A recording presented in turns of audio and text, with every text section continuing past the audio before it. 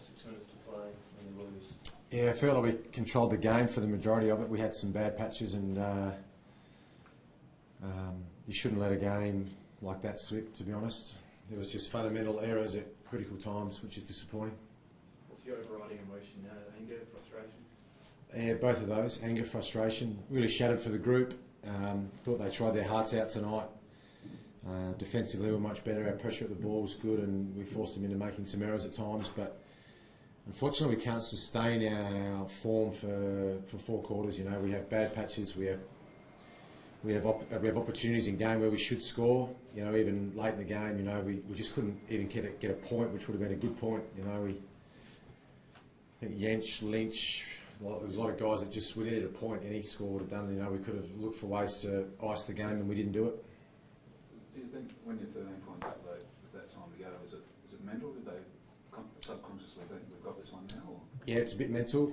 Yeah, it is. Yeah, I don't think we ever thought we had it. I mean, I went down to the bench for the last 5 minutes. We lost Vince with about 8 minutes to go. The doctors called a concussion. So we're down to 2 rotations. A lot of boys were cooked. A lot of our young guys were running on the spot late in the game, and just went down to make sure we kept rotations really frequent. But we weren't able to use any poise when it really mattered. You know, we couldn't find free targets when it mattered, and we played on a few times, and we should have just held it up and waited for the right opportunity to move the ball forward. And we let West Coast get out the back of us at critical times of the game. You know, I thought our defenders were okay today. I thought they tried really well, and they did everything they possibly could. But you know, Kennedy kicks 4 goals. He was the match winner when it mattered. I mean, they had some good players. We had some good players too. So where's that leave you, big picture? We're going to find it really difficult from here, but we certainly won't be changing anything with the way that we approach any game. Our next objective is to beat Collingwood at the MCG next Friday night. I know externally there'll be a lot written about where our season's at and can we make it. Are we going to play finals this year? What we'll do internally is just focus on our next opponent. We'll just keep fighting as hard as we possibly can. We'll keep learning we'll keep trying to learn from our mistakes in games. We'll keep reviewing each match as best we can. But it's draining tonight, you know, like 13 points up, whatever it was, 7 minutes to go, 5 minutes to go. I'm trying to come in here and be really positive, you know, but I feel really disappointed for the team and the club because it feels like we shouldn't have lost that game, but we did. Brenton, to take away the finals from the equation, what do you have to make of these next 8 weeks? We've just got to keep showing up and making sure we put an effort on the field, like tonight, which was ruthless at times. It's got to be ruthless for 120 minutes. It can't be in patches. You know, we're playing a lot of kids. You know, we didn't have. I think we only had 6 players. We had a lot of players who were inexperienced still today, but I thought they were really good players. I should have those stats, but we had. You know, I liked Brown. I liked Laird. Smith was good again tonight. I thought Henderson played a good game. Crouch again was good. So we're getting a lot from our young kids, but we'll just keep picking our. I guess the short answer is we'll keep picking our best team every week. Looks like we've lost Riley again. That ankle injury doesn't look good. So unfortunately we're not having any luck with injuries at the moment, and we'll keep picking boys with SANFL form. I expect you'll lose McKernan now. What did you make of that? Yeah. I'm not sure what I'm allowed to say, Michelangelo, but you can say what your emotions are in terms of what you thought of his actions rather than the actions. I'm disappointed because he played really well tonight. I thought I'm disappointed with what happened because I thought he played a really good game and he was marking the ball when other guys weren't, and he would have been handy for us. But I spoke to him on the phone after the incident, and he said, you know, I'm going to put it behind me, and I thought he played a pretty good game. But I mean, we're in the lap of the gods a little bit, but we'll have to just wait and see what the result is in that one. You talk about those young players. What does a loss like that do them and their development? I don't think it hurts their development. I mean, they'll be disappointed like our fans will be tonight. You know, the noise was great. You know, we're 13 points up, and then even they got back within a goal, and the noise was incredible. You know, and our fans will be disappointed. Our young kids will be really flat. We've just got to learn. We've just got to make sure we go back to the drawing board and say, you know what, we didn't execute this well. There were some things that I really liked tonight, but ultimately, you know, we missed too many shots in front of goal. You know, 9 goals, 15. We missed some absolute sodas tonight, which is, in a close game, you've got to go back and nail them, you know. So we'll go back, we'll review, we'll look for ways to make this club better, make this team better. Talk about the defensive side being better. How much better is it with Anderson there? Yeah, he played well. He found the right opportunities to drop back into the hole, and he carries the ball out of defence, which is good. I've liked his last 2 games for us, so I do like him forward as well, and I like him on the wing, but especially with Brent Riley out, yeah, he might be that guy that's sort of a 188 centimetre guy with speed that can play across half-back. Crouch was good for the way in which he didn't handle the week and perform, isn't it? Yeah, Crouch is going to be a star for us, we know that. He was one of those young kids, though, that was absolutely spent at the end. You know, he was running on the spot, and the kid just kept giving, and but he's absolutely exhausted. This game takes a lot out of the young players now, and we've learnt our mistakes. I reckon a few times this year we've played the kids an extra game or two. You know, the way that Crouch has played the last 2 weeks, he was running on empty at the end. So we'll have to wait and see if he's going to come up again this week. Because we'll have to obviously got a 6-day turnaround, short break, letting into the Pies on Friday night.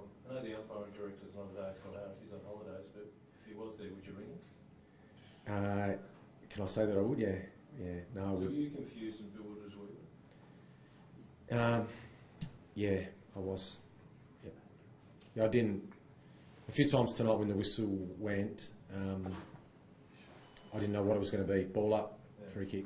I don't know if I'm allowed to say that, Michelangelo. But yeah, I don't know. It wasn't the reason we lost. It was critical errors at times. It was fundamental errors at critical times that hurt us. It wasn't any umpiring decisions that hurt us. I know our fans were disappointed, and a few times we scratch our head, but those boys are trying. They're trying to make the right decisions. You haven't got a problem with the last score review? Was that the Sloan touch one? Yeah, along with. Well, the video seemed to show 2 fingers come up. Yeah, it's funny. Isn't it? Yeah. It's getting a bit out of hand, I think. Score review. Out of hand in what way? Do you think that they're going to that as a safety measure? I think so. Yeah. Oh, it just deflates the game. You know, it's a goal. We go back to the centre, and then. Yeah, maybe ask me during the week. I want to have a look. I want to have a good look at it. I'm a bit, maybe because we lost the game, I'm a bit. I want to make a outlandish statement, I think, but let me have a look at it. And I think as coaches and as what we should do is we'll try and get this right. I know they're trying. I know they're trying to get it right, but probably tonight's not the right time to ask me about it. We'll have a talk about it on Tuesday. What frustrates you about your team this year? Because you're asking the same question week by week. Where's the hunger? Where's the consistency? Oh, the hunger's there, but the consistency's not. Yeah, so I was proud of our efforts tonight, and I thought we were in a position where we should have won that game, but we're making errors when we should have the poise and composure to play like a good side does. When you're 13 points up in a tight game, in a must-win game for your footy club, we shouldn't have lost that. Does a young player learn more from losing a game like that or winning it? Both. So some of our young kids played really well tonight, and we'll make sure when we review the game with them one-on-one that we show them what's really good about the way they play, but also to identify this is when we need to execute better. So they'll be disappointed. Sometimes young players, they just love playing. I mean, the result doesn't really influence them, but I think it does hurt our boys. I mean, there's some fantastic characters and personalities amongst our younger players. So those ones I mentioned, Brown, Laird, Smith, Crouch, they'll be really disappointed tonight, and they'll have to regroup, 6-day break, chin up, get on with beating the Pies next week, which will be a cracker. And what are the pros and cons of whether you stayed in the box or went down to control the rotations? The pros are I can talk to players directly, and I can feel like I've got more control over interchange and rotations, and I can talk to players face to face. That's the big positive. And I guess the negative is that I'm unable to speak to the other coaches directly. A few times I went down tonight. I did like though being able to talk to players face to face. So that was probably the most important thing when Vince went down and we only had 2 on the bench, just to make sure we got the rotations where we wanted them. We actually were going to throw. We threw a 7th behind the ball. We were going to send Yench around to play as a defender, and Henderson was going to be the 7th defender. And as we called that, they scored that goal, which put the scores level. So, yeah, that was disappointing. I felt like we were one step ahead, but just they got that last goal, or the second last goal, which really hurt us. Did they make wrong calls or wrong setups to give West Coast easy movement out or too much space out? What happened there? I'll have to review it. I'm sorry, I can't. I probably don't know till I review the game and see what happened in that last two or 3 minutes to find out if there was a player to blame or if it was structures or setups. But they shouldn't get out the back of us like they did. Yeah, and both of them are pretty similar in that way too. Aren't they? Both were very similar. Yeah, that's that passage of play. Yeah. Jeez, in terms of the restructuring injuries and all that, what have you got working for you next week? It's a short turnaround, isn't it? Yeah, and even like tomorrow, there's a game tomorrow. You know, we've got a lot of guys playing tomorrow. Leave them there or take them out again? I'll have a look at that tonight, but that's a 5-day turnaround for some of those boys. So like Petrenko, maybe first game back from injury. Yeah. I probably want to see him play. So whether we can play him off a 5-day break, but there's some other kids in form. You know, well, I know Tambling played well today. Grigg played well on Friday night. There's still some boys playing in good form, but we'll sort of lick our wounds. We'll assess what the injuries are, and once again, we'll have a look how we restructure the side next week. Thanks a lot.